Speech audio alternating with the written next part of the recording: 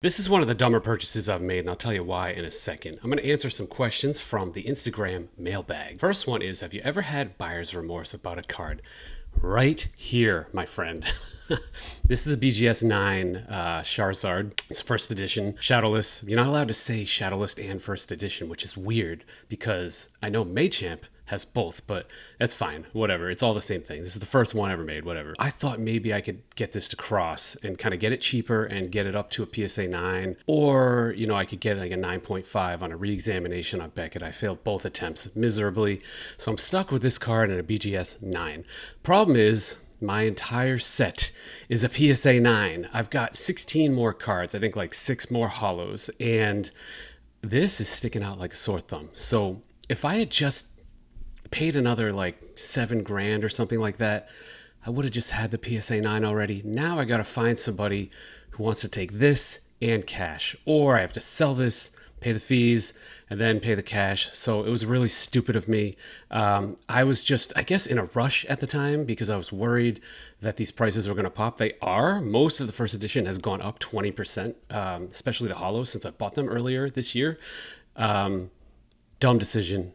If you're going to set out to make a set look a certain way, buy the cards that fit the set. Don't do what I did. So that's my buyer's remorse. Next question. If I wasn't collecting cards, what would I be collecting? Man, there's two things. One is not practical. I would love to collect cars, not cars, cars. One of my dream cars is 1985 DeLorean. I want to trick it out and everything. Problem with cars is, you get a 2-car garage and then all of a sudden you need a place to store them. I love Ferraris, Lamborghinis. I love old muscle cars and just like weird cars that stand out. So I think I would probably be collecting cars. I'm definitely going to buy an 85 DeLorean at some point. I think like most people in their mid 40s that grew up with Back to the Future want one. And I just think like riding around town in that thing with my son, have to gut the engine and everything. It'd be super fun. So cars is what I would collect. I guess beyond that, I want to start getting into comics more because I liked Spawn and a lot of things when I was a teenager.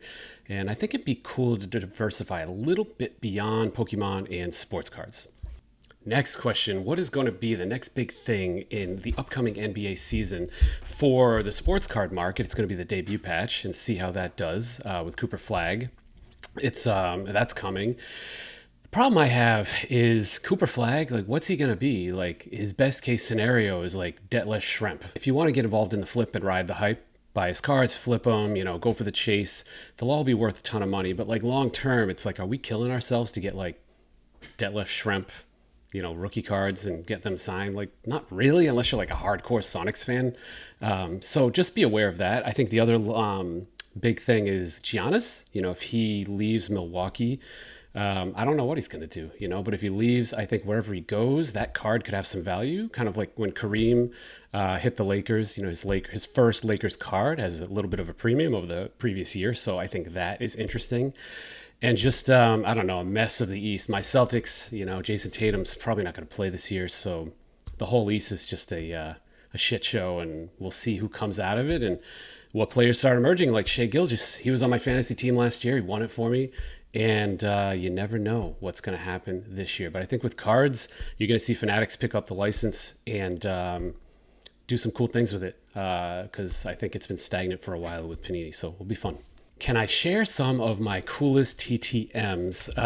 I have thousands of TTMs that I've got signed. One of the cooler stories is there's a 1986 Fleer card with Steve Johnson on it. Well, actually, that's his card, but it does not have his picture on it. That's a picture of Dave Greenwood.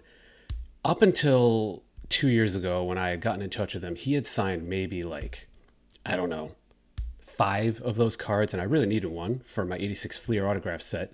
So I reached out to him, and I found out his granddaughter was having some medical issues. I offered to just write a check. I'm like, hey, can I write a check, and can you sign a card as part of it? And he signed a few cards for me, and it's great. I can imagine I'd be pretty pissed off if I was him. You've got this iconic card, and it's not yours. It's like, I'd be so mad. But that's one of the cooler ones. The other one I pulled off that he does not sign at all, the Kangaroo Kid, Billy Cunningham. He's old, he's a recluse, but he was, a big part of the early NBA. And I wrote a really nice note with my son to his wife, who I think is in charge of like the mail, and I got through. It got signed. It's part of my 1969 autograph set, so that's pretty cool. The other stuff I love, Goonies. I've got a ton of Goonies stuff signed by the director, signed by the producer, signed by the cast. Chunk still eludes me though, so he's a successful entertainment attorney out in LA and hasn't done a signing in like a decade.